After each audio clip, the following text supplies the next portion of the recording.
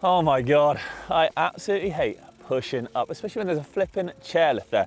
And do you know what? Us as mountain bikers, we love a little moan now and again. There's a few things we love to hate, but what are they? Well, stay tuned to find out.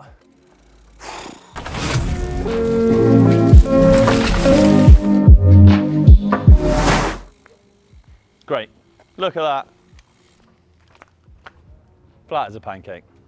This lonely looking shadow is for a good reason, people. Puncture. And do you know what punctures mean?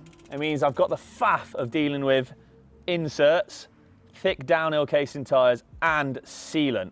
And it's an absolute nightmare. Whilst we all love the whole setup when it's working, when this happens, it is an absolute flipping faff of a nightmare.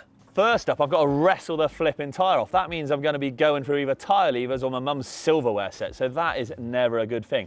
Once I've managed to wrestle that little bugger off, I've got the insert to deal with, and don't get me wrong, they are wicked because I've had many wheels and punctures saved because of them, and once that's all finally removed, latex, liquid latex, sealant everywhere. I mean, it literally looks like an explosion in a yogurt factory half the time. Is it me, or is it almost impossible to do it clean and tidily, especially when you've got to take the old stuff off and put it on? Yes, I love it, but yes, I hate it, but I love it more.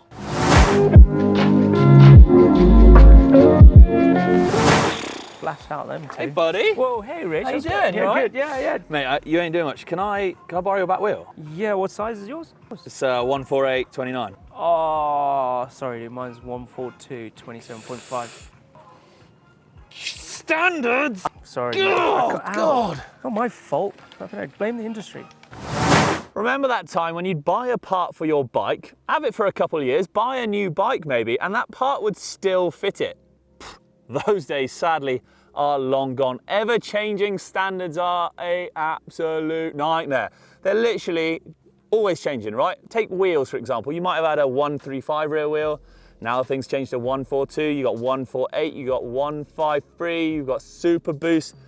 It's just constantly changing, and because of this, it can be an absolute nightmare. I mean, I get it. Progression is something that just happens in any industry, not just the bike industry. But making parts almost obsolete very quickly, well, it's infuriating, right?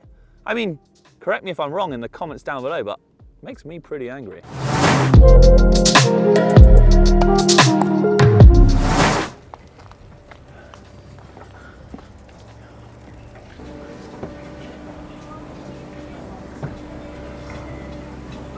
This one's a pet hate of mine especially, and it's paying for a lift or uplift pass, but actually spending more time queuing and waiting around than you are riding.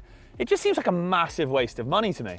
I get it, you gotta wait your turn, but when it takes longer to go up than it does to come down, well, this is prime time for a bit of a moan and a groan, and my gosh, don't we love it.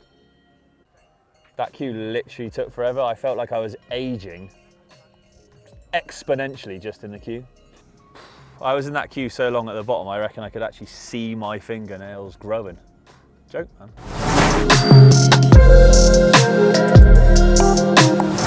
Another one on the list of things we love to hate is blown out, haggard, rough as a badger's ass track. I mean, let's face it, they are no fun. They rattle your bike to pieces, they rattle your body to pieces, and they don't really fill you with much enthusiasm to get back up there.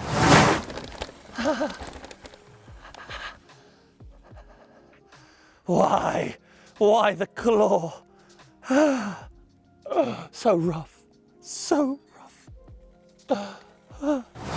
However, having said that, when you come to these big bike parks like we're here in Morzine, you gotta feel for the trail builders because they get so much traffic, right? That it's almost impossible to keep on top of it. So keep doing what you do, trail builders. We love it, but haggard tracks, man. Ugh, get on. Well, there we go. A few things that we, as mountain bikers, I think love to hate, but have I missed any? If I have, you know where to let me know. In the comments down below, of course.